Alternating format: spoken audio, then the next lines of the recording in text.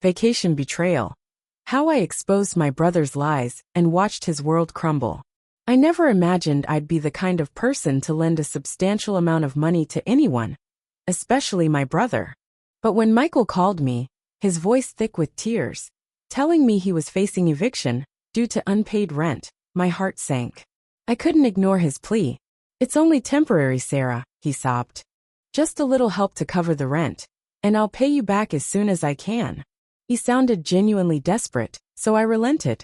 After all, he's family, right? And I've always strived to be a supportive older sibling. Yet something about his request felt off. Michael, or Mike as we call him, has always prided himself on his independence. He's never one to ask for handouts, so when he called it struck me as strange. I didn't dwell on it too much, since he explained he was going through a rough patch, having lost his job and struggled to find new employment. I understood it was a difficult situation. "All right," I said. "I'll send it over. Just promise me you'll pay me back as soon as you can." Mike promised, swearing he'd get back on his feet. A week later, I was idly scrolling through Instagram on a lazy Saturday morning, nursing my coffee and half-heartedly watching stories. Then, I saw something that made my stomach drop. It was a picture of Mike on a beach, lounging in the sun, sunglasses on, a cocktail in hand. In the background, crystal clear water shimmered and luxury resort vibes were abundant. The caption read, "Vacation time. Finally. Smiling face with smiling eyes #living the dream." I froze staring at the screen, struggling to comprehend what I was seeing. Just a week prior he was pleading with me, claiming he couldn't make rent and was about to be evicted. Now he's on vacation. What on earth was going on? The more I looked, the more confused and enraged I became. Mike had texted me just days earlier, thanking me profusely for the money. "You saved me, Sarah. I don't know what I would have done without you," he said. But now, here he was, no mention of rent, no acknowledgement of the predicament he had put me in. I tried to rationalize it, to tell myself I was overreacting, but I couldn't shake the gnawing feeling that something was terribly amiss. It wasn't just the vacation itself. It was the casual way he seemed to be living it up while I was sitting at home, just hoping to get my money back. I wasn't expecting an immediate repayment, but this was next-level disrespect. Later that evening, a text from him arrived. "Hey, you alright? Chill, you'll survive. Don't worry about me paying you back right now. I'm just trying to enjoy myself." Winking face, he had left me hanging on a promise, and now he was telling me not to worry about it. It was the final straw. I didn't respond immediately. In fact, I didn't respond at all. I let his message sit there unacknowledged.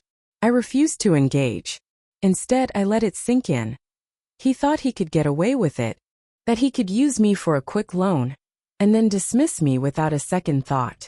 I wasn't about to let that slide, but I also wasn't going to cause a scene. I decided to let him believe everything was fine, that he had won. And so, I let the silence stretch on. The next morning, my phone buzzed incessantly. 30 missed calls from Mike. 30. I wasn't sure what to make of it. He'd never been this persistent in trying to reach me before. I figured it was just him realizing I wasn't going to jump at his beck and call anymore. But then, the next day came and the day after that. Each morning, I woke up to an avalanche of missed calls.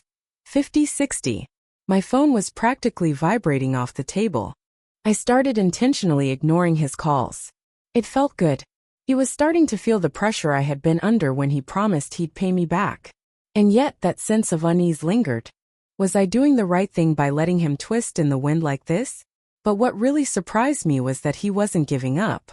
He didn't just send texts, he left voicemails. Each one was a bit more desperate than the last. But I stayed silent, letting it all build. By the fourth day, his messages had shifted. They started getting more personal. "Please don't do this. Sarah, I need you to trust me. I know I messed up, but I'm trying to make things right. Please call me back," one message read. I couldn't help but feel a little satisfaction in hearing him beg. But I wasn't done yet. I wasn't going to let this slide so easily. I needed to make him feel the full weight of his actions. But how? I spent the next few days carefully considering my options. Part of me wanted to simply cut him off entirely, to make him suffer the consequences of his behavior. But I didn't just want to hurt him. I wanted to teach him a lesson he'd never forget. A lesson about respect, about loyalty, and about what it truly meant to take advantage of family. I remembered reading a post on Reddit a few months ago about a sibling who had pulled something similar. It went viral after they exposed everything publicly. What if I did something like that? What if the world knew exactly how Mike had treated me, how he had used me for my money, and then went off to live a life of luxury without a second thought? I wasn't sure at first, but as the days passed and his calls continued to flood in, my anger only deepened. I had given him $6,000. I trusted him, and this is how he repaid me. I wasn't about to let him get away with this scot-free. I needed a way to make him see that actions have consequences. I knew exactly where to start.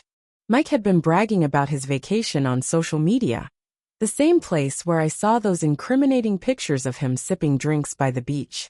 I decided to delve a little deeper into his social media history. And there it was. Mike had not only posted about his vacation, but also about his new designer bags, fancy dinners, and all the luxuries he could afford to buy while I was struggling to get a simple thank you for my help. I took screenshots of his posts, lots of them. Then, I crafted a carefully worded message on my own social media. Some people ask for help, and then use you to fund their vacations. They think their lies will never catch up with them. But what happens when the truth comes out?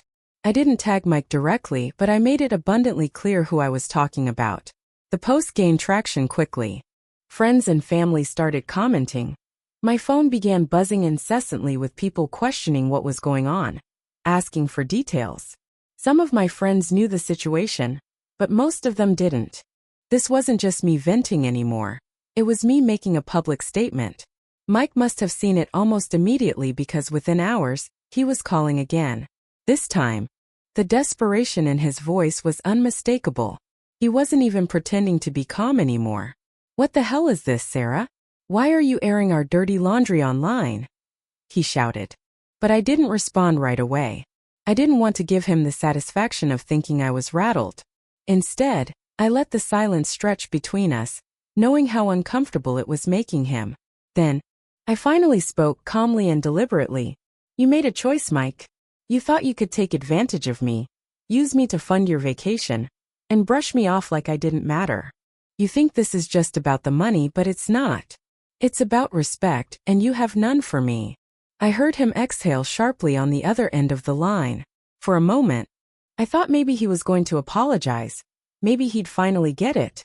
But no, this isn't fair. You're blowing this way out of proportion. You can't just ruin my life over some stupid loan. I could hear the panic rising in his voice. It was exactly what I had hoped for. He was scrambling. It was becoming clear to me that my plan was working. "Let's be real, Mike. If you had treated me with even a fraction of the respect I deserve, I wouldn't have had to do this. But now you're the one who has to deal with the fallout. Let's see how long you can keep up that perfect image." I hung up before he could say anything more. I knew he was going to try to contact me again, but this time, I had the upper hand. The next few days felt like a waiting game. The more he tried to contact me, the more I let it build. I watched as the drama unfolded online. Friends and family began calling him out on social media, asking why he would act like that. The pressure was mounting, and it was all because of his own actions. But then came the moment I had been waiting for. The calls kept coming, but now Mike was getting more frantic. His messages started to feel desperate, pleading, even bargaining. He promised that he'd pay me back immediately, that he'd fix everything.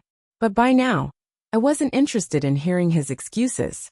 This wasn't just about the money anymore.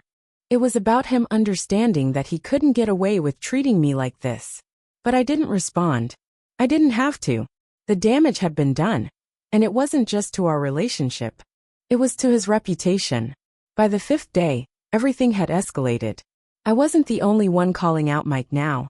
Other family members, people I hadn't spoken to in years, started weighing in. A few cousins messaged me privately, asking what had happened. And when I explained the situation, they were just as shocked as I was. One of them even told me that Mike had been bragging about the vacation to everyone in the family, as if it was no big deal. They all said they were disappointed in him. And it gave me a small sense of vindication. I could hear it in his voice the next time we spoke, which was inevitable. He called me at least 10 times that day and I finally answered. Just to end this once and for all. Are you happy now? He asked. And there was something in his tone that almost made me feel guilty. Almost. I stayed calm. I didn't want to do this, Mike. You pushed me to it. You used me, Mike, and you thought I wouldn't find out. But you've learned the hard way that you can't mess with family and expect to get away with it. There was a long pause. I could hear him breathing heavily on the other end of the line. This is insane. I didn't mean to hurt you, Sarah. I was just trying to have some fun. Get away from everything for a bit. Fun. I couldn't help the bitterness that seeped into my voice. You think it's fun to lie to your family, to use someone's hard-earned money, just so you can post a picture of yourself on the beach. He didn't answer. I could tell that he was trying to find the right words, trying to salvage some shred of dignity, but it was too late for that. The truth had already come out. Then, in a moment of clarity, I remembered something that hit me like a ton of bricks. Mike was planning to get married soon. He had mentioned it in passing, and I had no doubt that he was going to ask me to help him out again, either financially or with wedding expenses. It was a long shot, but what if I could use that? What if I could make sure he understood the consequences of his actions before it went any further?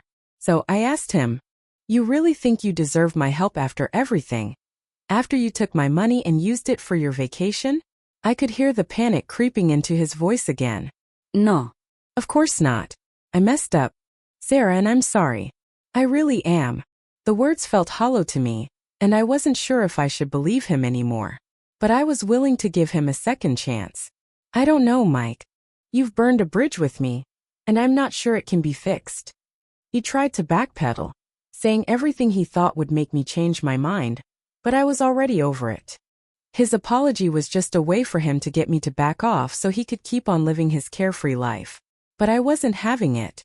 And then, just when I thought things couldn't get any worse for him, the unthinkable happened. Mike's wedding venue had just canceled, and not just the venue, but the entire event, the caterers, the decorators, everything.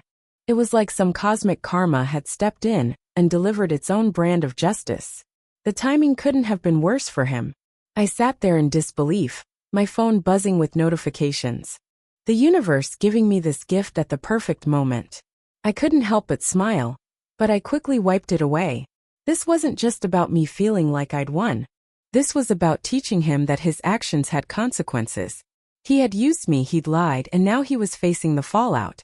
I was sitting at home watching the chaos unfold in real time on social media when I got a call. It was Mike, his voice shaking, but I couldn't bring myself to feel sorry for him.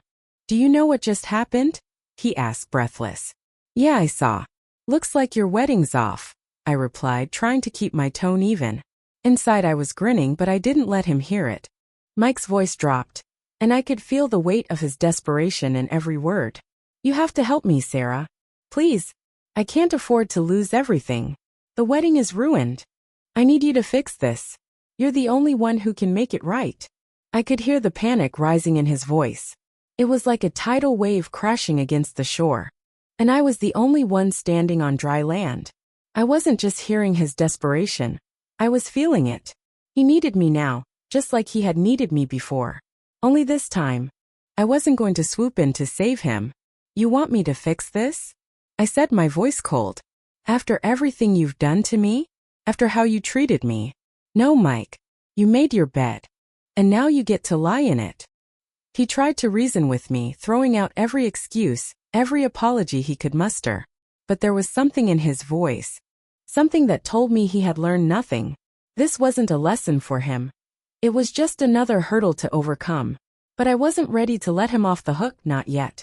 "You think this is a joke, don't you?" I said, letting the words sink in. "You think you can just walk through life doing whatever you want, and that I'll always bail you out? Well, I'm done, Mike. You're on your own now." There was a long silence, and I could hear him breathing heavily, trying to process what I just said. "I'll never forgive you for this," he whispered. But there was no anger in his voice. Just a deep, bitter sense of betrayal. His words were hollow, like an empty threat that didn't hold weight anymore. And with that I hung up. I didn't need to hear anything else. He was on his own. The next few hours felt like a slow burn.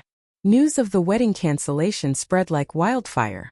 Family members began reaching out to me, and my inbox was flooded with messages. Everyone wanted to know what had happened, everyone had questions, and I of course was more than happy to share the full story. It wasn't long before the public backlash started to hit Mike. People in his circle started to call him out, friends, acquaintances, even people he had worked with in the past. Everyone began to question his character. How could someone so irresponsible expect help when they'd already betrayed their own family? And that's when I realized Mike wasn't just losing his wedding, he was losing his reputation. And I wasn't done yet. The next morning the phone rang again. I didn't even need to look at the call Idaho to know it was Mike. His number had become a haunting presence on my screen over the past few days. But this time something felt different. His voice wasn't just desperate, it was defeated. Please. He pleaded as soon as I answered. I need your help. This whole thing is falling apart. I don't know what to do without you. I almost couldn't contain the laughter that bubbled up from inside me. It wasn't out of humor. It was pure satisfaction. After everything, after all his empty promises and selfishness, here he was begging me for help. It was exactly what I wanted to see, and honestly, it felt damn good. You need my help now? I asked, my voice dripping with sarcasm. After everything you did to me, you think you deserve my help?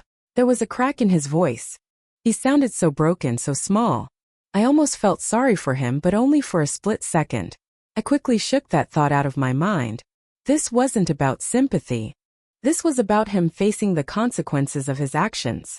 I never meant for it to get this bad, he said. And I could hear the guilt in his words. But there was no sincerity behind them.